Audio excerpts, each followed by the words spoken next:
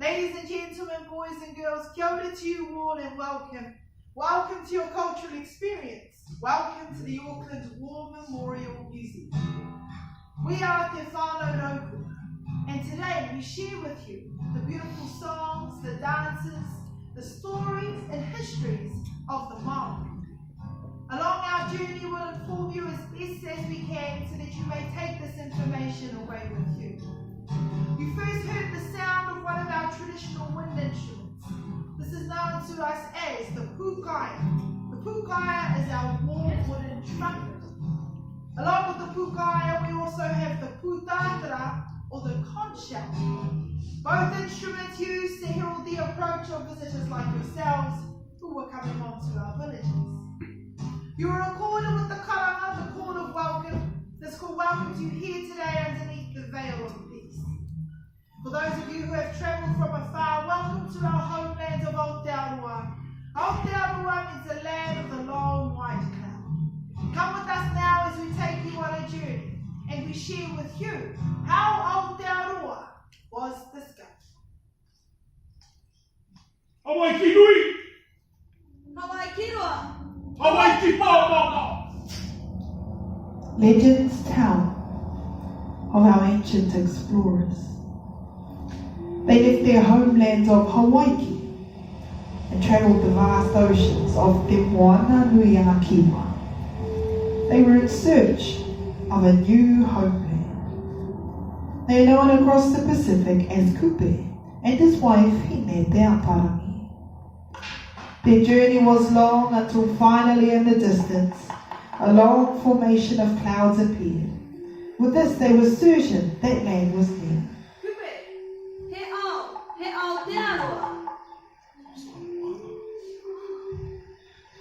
We shall name these lands Aotearoa, the land of the long white cloud. They returned to Hawaii with this knowledge of a new homeland. Following in their wake, a series of migrations began. This known as Te Hikinga Nui, the Great Migration. Countless days and nights were spent at sea. Vast sails abroad, great waka. Commands and chants called forth all warriors to stay vigilant throughout their journey.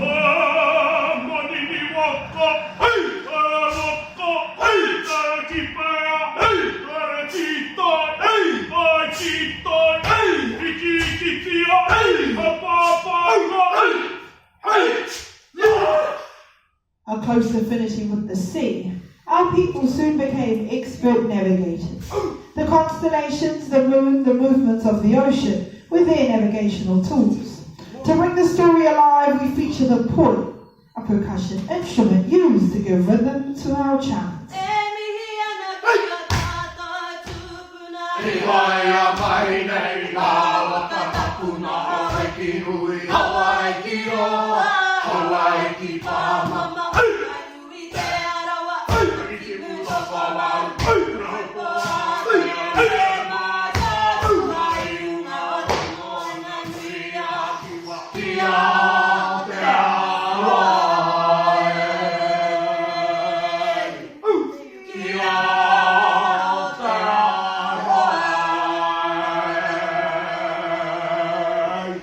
even though the journey from Hawaii was complete, a new journey in life for Maori was about to begin, here in Aotearoa. So now you know what Aotearoa means. A lot of our place names have stories and significance. Our rivers, oceans, mountains, our land defines us. It's our own unique way of saying who we are and where we come from, identifying our place to stand, or our tūranga waiwa. Come on, kia. Come on. This is my mantra. Ko te wai te mata, te moana. Those are his fortunes. Motomaki, te whenua. And this is my land. We are Te Whānau Raupura. Kia ora. Kia ora is a well-known phrase that we use here. We encourage you to use it as well. Made up of two simple words, I want you all to repeat them after me. Kia ora. Kia ora. Oh, rubbish.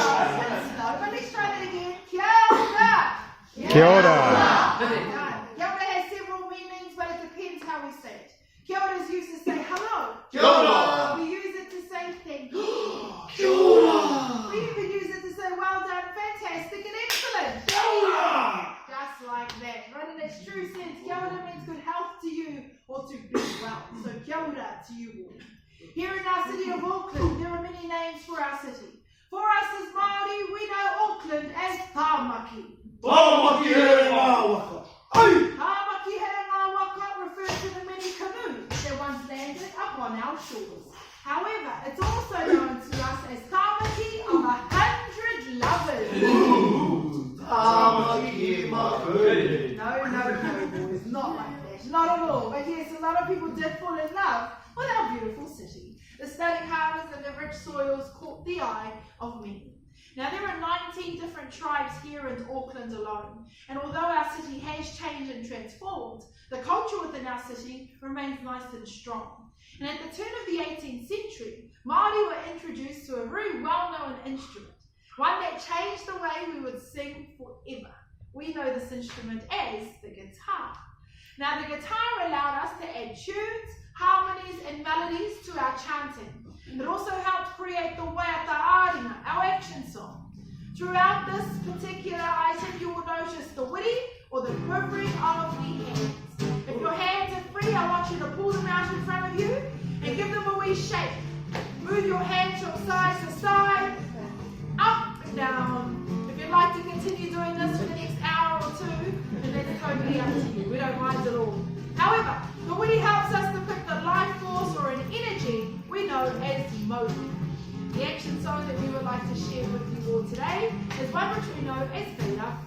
Sit back, relax. If you've got a camera or a video camera, feel free to use it. This is the Waiata Aringa.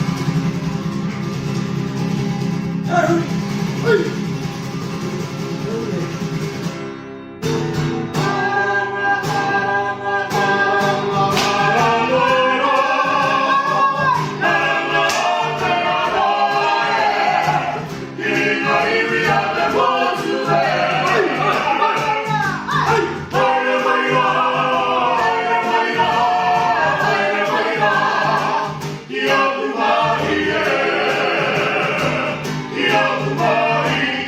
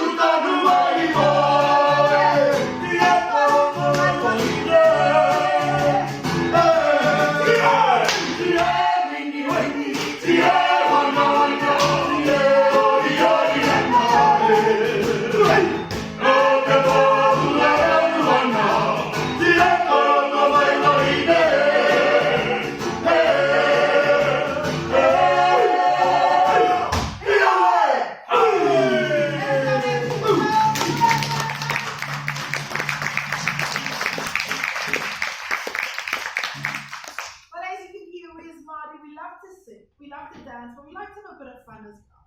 And at this stage, we introduce our training tools and our implements, beginning firstly with the poi. Now, if you're unfamiliar with the poi, it is simply a board at the end of a piece of string. Originally used by our men, they would twist and twirl it to increase the suppleness. To increase the suppleness in the wrist for the use of our handheld weapons. However, with the introduction of the guitar, the poi was then handed over to us, the ladies. And that's because we do it a whole lot better. Watch this.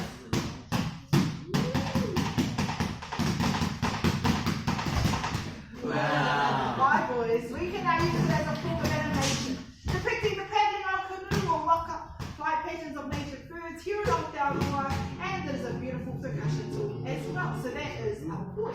The second training tool is the tirako. Tirako is a long stick. Twisted and thrown also helps increase the suppleness in the wrist, helping with the dexterity in the arms and shoulders for the use of our handheld weapons.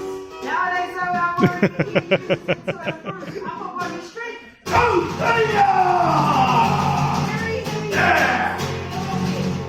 Also trying to improve our warriors' golf swing.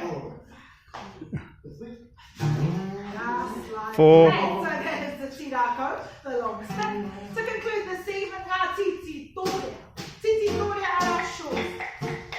Which we play as a player, the object of the game was for you not to drop a step. Understood, that's As a training exercise, which is hand-to-eye coordination, peripheral vision, timing, and reflexes. Now we have a rule. The rule is, if anyone drops a stick today, they have to take out the cameras out for dinner later on tonight. So we'll see how they go. Let's bring our maidens up firstly with a poi we know as Te Meira e Para. Enjoy the sounds and the movements of the Maori training team.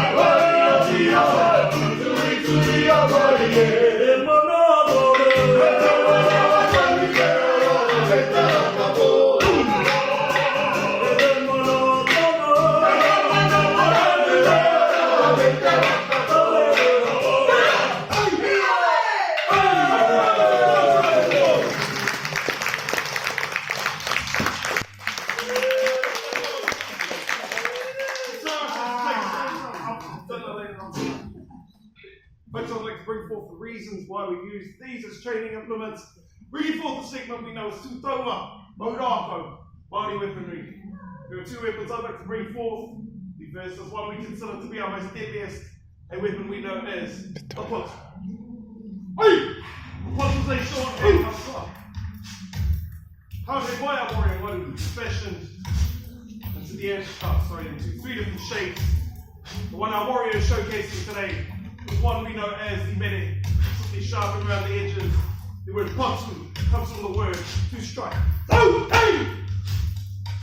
Movements that we've done with this weapon. What is done is 4 keys.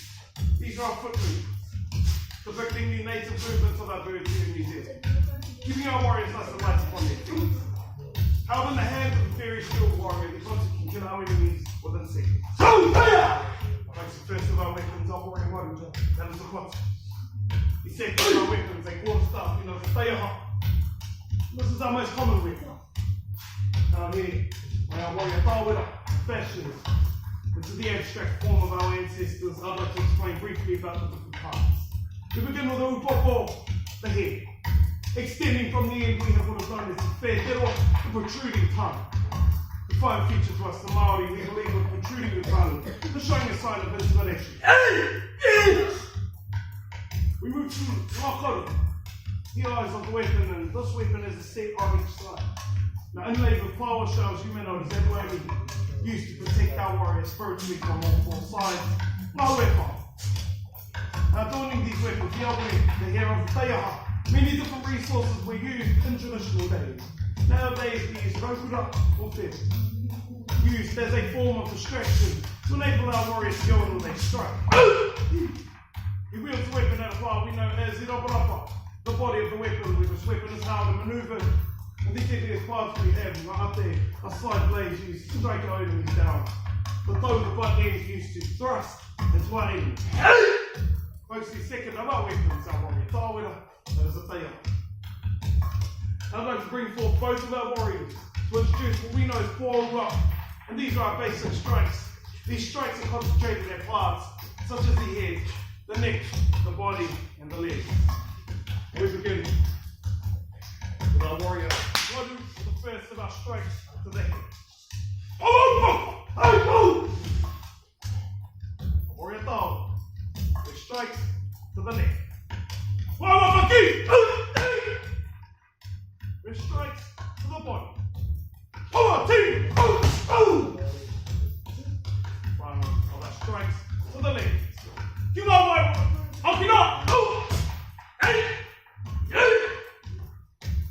Now those are just a few of our basic strikes we know Pō well. I'd like to bring forth our warriors once again. The form what is known to us as koro. These are our counter strikes, our parries, concentrated in those same parts of the body. We begin with our warrior, Tawera, for the first of our counter strikes to the head. Our warrior money. Counter strikes to the neck. And counter strikes to the body. Both of our warriors for the final counter strikes to the leg. You are my right.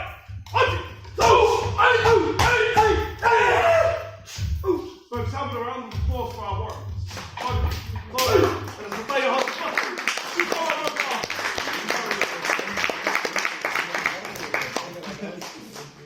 Also, folks, now to conclude our presentation for you today, we leave you with one final item we consider to be our most traditional and most well-known. Now, if you enjoy watching rugby, you may have seen this item before. This is our war dance, the haka. Now, the haka was used by our people as a way of preparing spiritually, mentally, and physically before going to war. Throughout this item, you have noticed gestures such as the protruding tongue and the widening of the eyes used by our people as a sign of defiance or intimidation. You also notice the hitting and the slapping of the arms, the chest, and the legs, used as a way of strengthening and conditioning our bodies before going to war. Feel free to pull out your cameras, take as many photographs as you like. This is our final item, the haka.